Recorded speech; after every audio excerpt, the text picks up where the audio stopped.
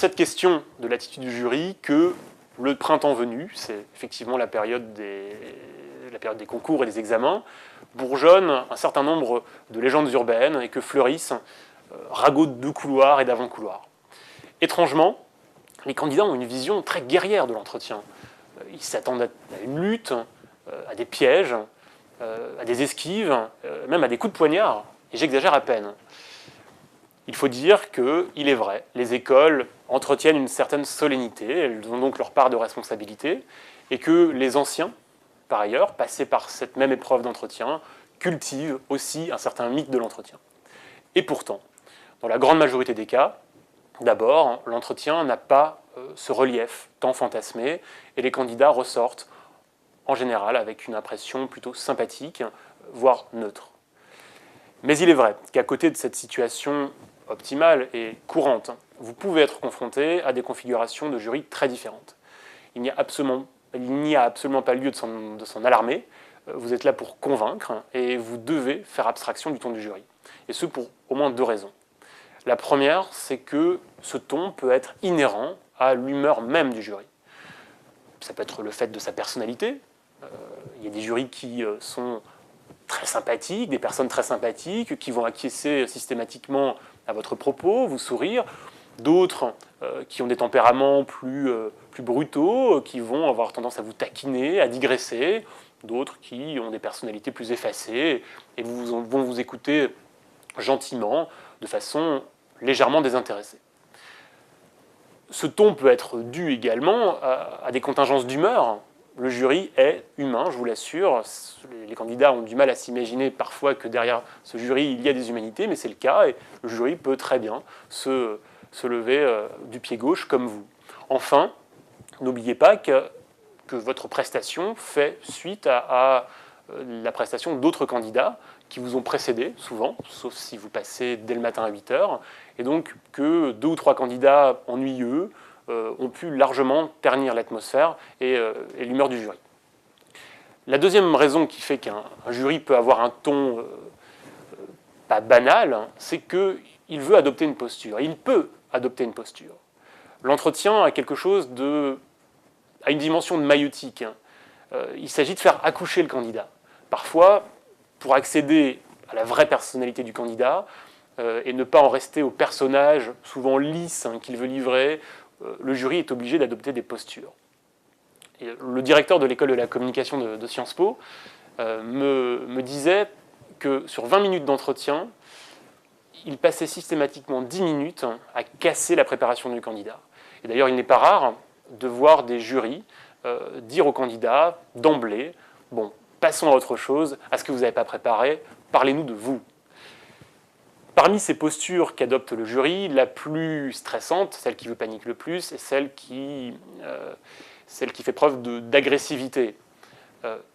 Pourtant, faire monter le ton est un moyen assez efficace pour les jurys de faire sortir le candidat d'un discours contenu, convenu également, et d'en savoir plus sur son comportement réel, habituel. C'est un moyen d'ailleurs très efficace, par ailleurs, de tester sa résistance au stress et sa résistance émotionnelle. J'ai déjà vu des situations réelles d'entretien où un candidat trop coincé se voyait opposer une question au fil de l'entretien du type « Est-ce que vous couchez le premier soir ?» Ça arrive. Il y a des situations encore plus difficiles. Je pense à un cas particulier d'un étudiant présentant une école de commerce et qui avait un profil absolument génial. Il a passé 3 ans en licence, mais à côté de cette licence, il a travaillé, il a vendu des biens immobiliers, il avait un salaire énorme, il vendait des biens sous processus de défiscalisation Robien, qui d'ailleurs a donné lieu à quelques malhonnêtetés. Et c'est sur cette malhonnêteté pas la malhonnêteté du candidat, la malhonnêteté du processus Robien en général. Et c'est sur cette question que le jury l'a taxé dès les 30 premières secondes de l'entretien d'escroc. Alors il a essayé de s'en sortir, il a gardé le même ton, de parler d'autre chose, d'alimenter autrement l'entretien, et au bout de 15 minutes, le jury lui a dit « Écoutez monsieur, très bien, on va s'arrêter là, sachez néanmoins que notre école recherche des profils internationaux, qu'elle recherche des profils qui ont une éthique, or manifestement vous n'avez aucun de ces 2 profils, voilà, et au revoir ».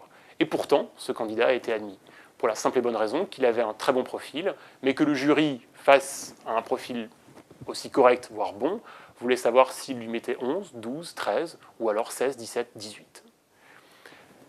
Faisons un zoom sur les trois grandes attitudes du jury, celles que vous êtes le plus susceptible de rencontrer. Vous avez d'abord le jury sympa. Le jury sympa, il vous dit bienvenue, il sourit, il acquiesce, il parle volontiers de golf, de tennis ou de pêche à la ligne parce que vous avez la même passion. Et puis, venu l'heure du goûter, vers 16h, il a tendance à être plutôt sympathique et enjoué.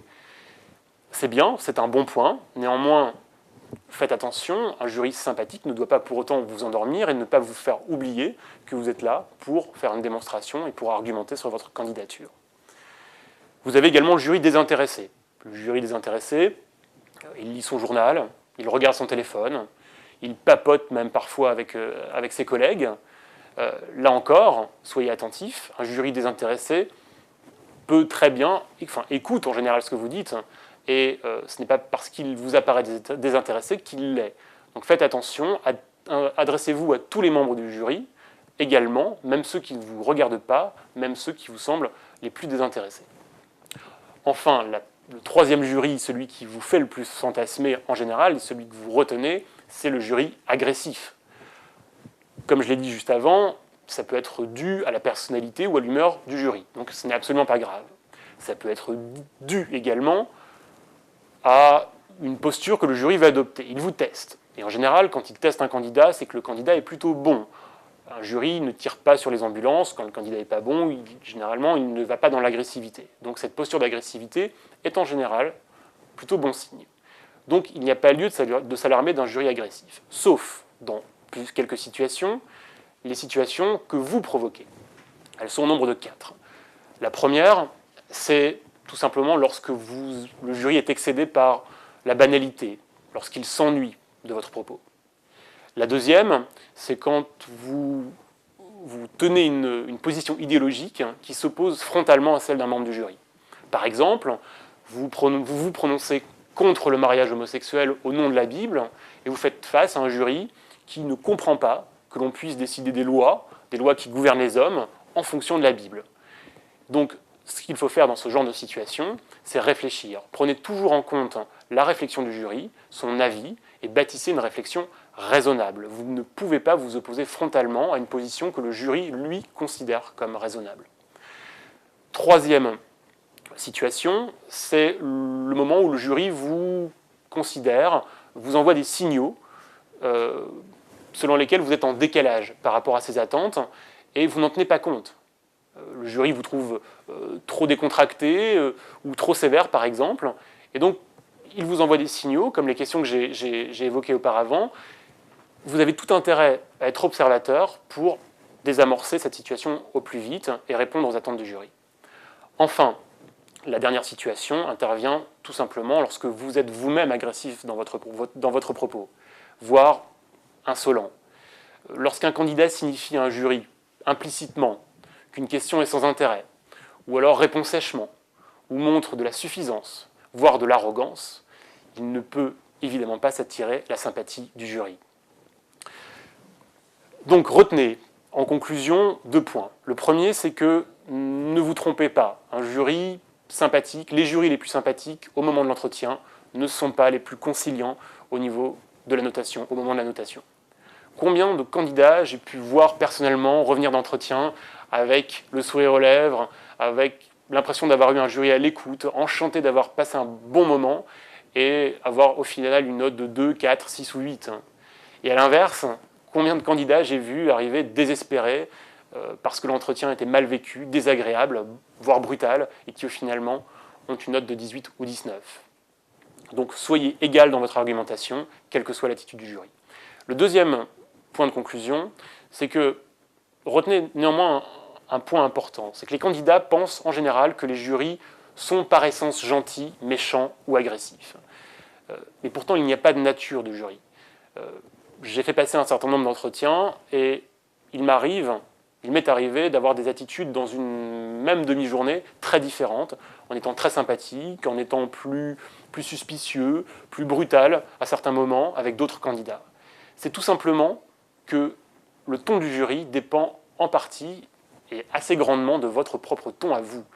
Et voilà, il existe un effet miroir. Et donc si vous êtes souriant, si vous êtes avenant, clair, il y a des chances pour que le jury soit plutôt agréable. En revanche, si vous êtes agressif, vous risquez de provoquer des réactions brutales du jury, tout simplement.